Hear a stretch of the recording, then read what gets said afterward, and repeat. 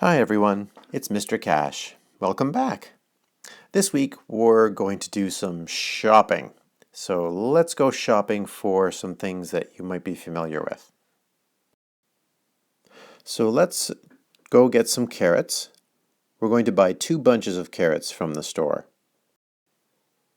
And when we get to the store, we notice that the sign says, here's some carrots, and each bunch is $2.99. So $2.99 per bunch. Now, this is the usual way that you'll see prices for things at stores.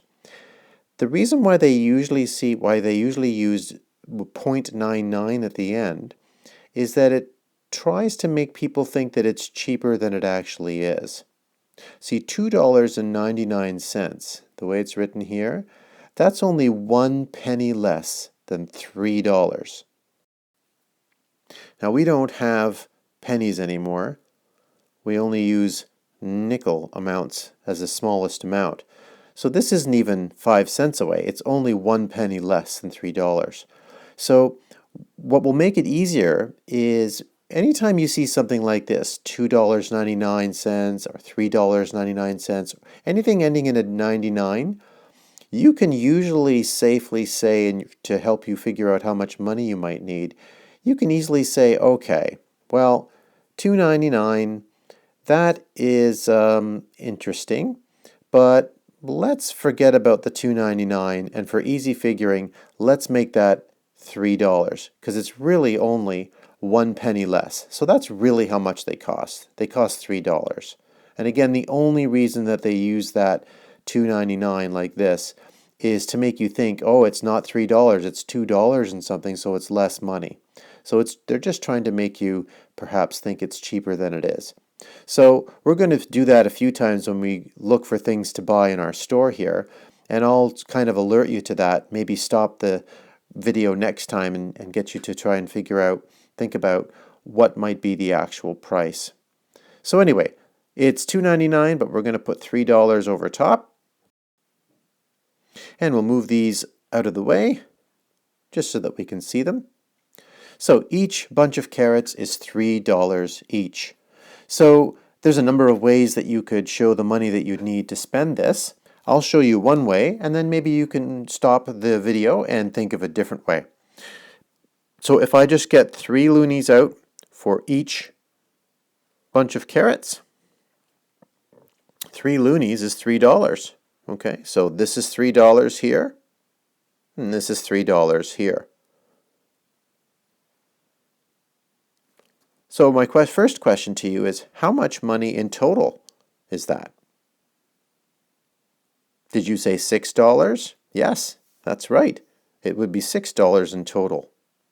Okay, let's put the loonies back. And can you think of a different way to show that you're spending $6 on 2 bunches of carrots? Pause the video.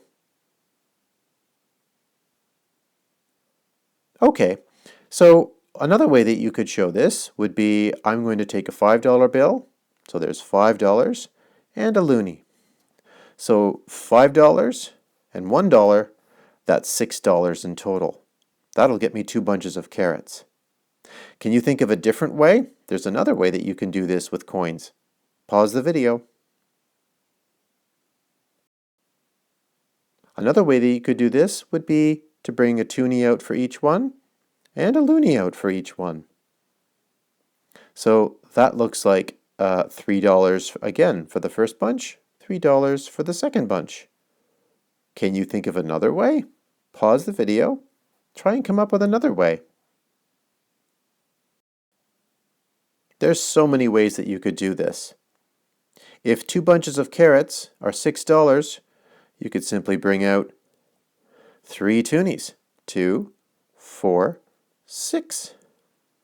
So $3 plus another $3. Together, if you add that up, you would have $6 in total. Okay, let's look for something other than carrots now. So on your next trip to the store, you think that you'd like to maybe buy some apples. Maybe 1 apple for yourself, and 1 apple for a friend. So, over at the apple display, you see 2 beautiful apples. They look nice and fresh. And how much are they? So looking at the sign, you see that apples are 75 cents each. That's what this says, 75 cents. Remember, if you see numbers with a dollar sign in front and there's a 0 like this, that means that it's less than $1. It costs less than $1. And then when you look at the decimal place, anything that is on the right-hand side of the decimal place, that's how much cents it is. So in this case, these apples are 75 cents each. That's another way that you could think of that. Okay, now, how much money should we bring down to buy 2 apples if each apple is 75 cents? So this first apple is 75. And the second apple is also 75. So each apple is 75 cents.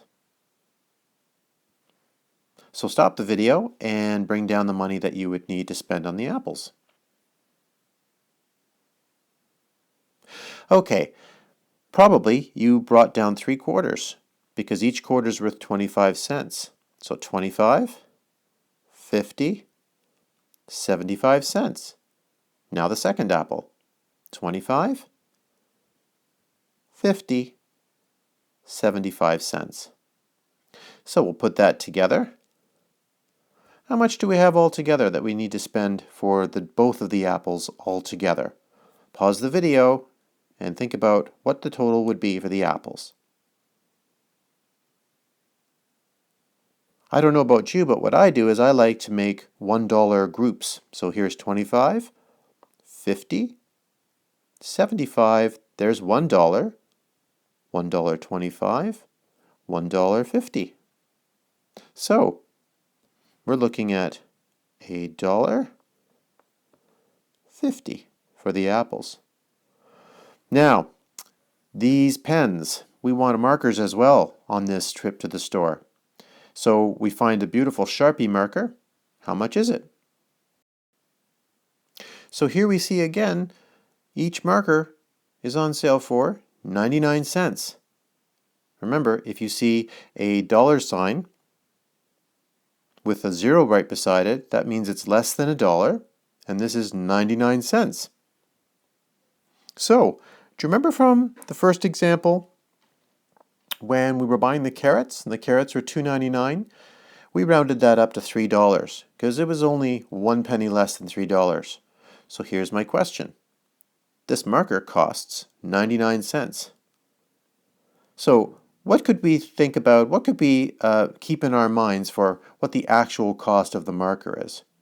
99 cents is only 1 penny away, 1 cent away from a very friendly number. Pause the video and think about what that might be. So 99 cents, that's only 1 penny less than $1. Again, you'll almost never see things on sale at stores written like this because they want you to think that it costs less than it does. Perhaps you might buy more then. So if they say it's 99 cents, like this, you think, well, that doesn't even cost $1. But it really is $1. So let's get rid of the 99, just for easy thinking. And we'll just think about the marker as costing $1. So this time, bring out your coins, and how much would you bring out for the marker that costs $1? What coins would you use? Pause the video. Well, there's a number of ways to do this. You could bring out a loonie. You're done. That's $1. Or perhaps you saw the quarters over here that were buying the apples, and you might think, you know what, I'm going to stick to quarters. I'll bring out 4 quarters. That's $1. So let's go back to the loonie, because probably that's the easiest thing, the way to think about it. So if you're buying the marker, and that's $1, So how much money have you spent all together? When you think about that you spent $1.50 on the 2 apples, and you've spent $1 on the marker. How much did you spend all together? Pause the video. Okay, let's count it up all together now. So there's $1 for the marker. Let's bring that to the center. And then there's $1.50 for the apples. So this group of coins right here, if you remember, I'll circle them. We put them together because that was $1. So let's bring that dollar over. So there's $1, $2, and then $2.25, $2.50. So if we look at that all together, there's our money, and we're spending $2.50 for everything. Okay, one more thing. We head over to another store that sells different things, and we decide that we'd like to buy a new basketball. How much is this basketball? Well, we'll look at the sign. This is a great day. The basketballs are on sale today for $8.99. So, basketballs are $8.99. Now remember the example with the carrots and the example with the marker, where we see again that we've got this 99 at the end. So how can we make that number a little bit more friendly? So $8.99 is only 1 cent less than how much money? Think about that. Pause the video. Think about how much you could use in your head to think with.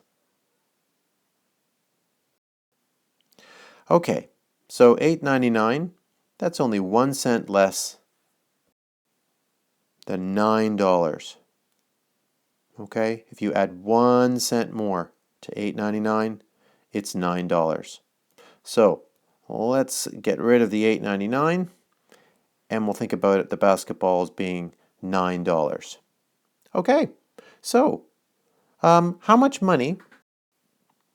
So you look in your pocket and all you've got is a $10 bill. Hey, that's pretty good. You've got $10 to spend. That should be enough to buy the basketball. So how much change would you get back? So you're going to hand in $10 to buy the basketball. How much money back should they give you? Pause the video and think about how much you'd get back in change.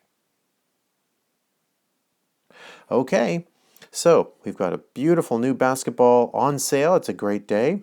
And it's $8.99, but we changed that to make it easier to think about. It's $9, and we've got $10. All right, so we're handing in our $10. There you go. And could you please give us our change back? Sure. Here's your change back. Here's $1 in change, and here's your basketball. So now the $10 bill that you had, that changes into a basketball and $1 in change. So that's how much you'd get back in change. But what if they didn't have any loonies to give you?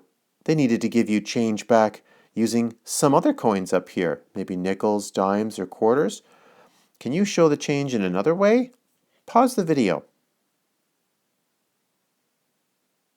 Okay, another way that they could have given you $1 back would be 4 quarters. 25, 50, 75, or $1. Okay, let's pretend that they didn't have any loonies and they only had 2 quarters, but then they had lots of dimes and nickels as well. What's another way they could have given you back $1 in change?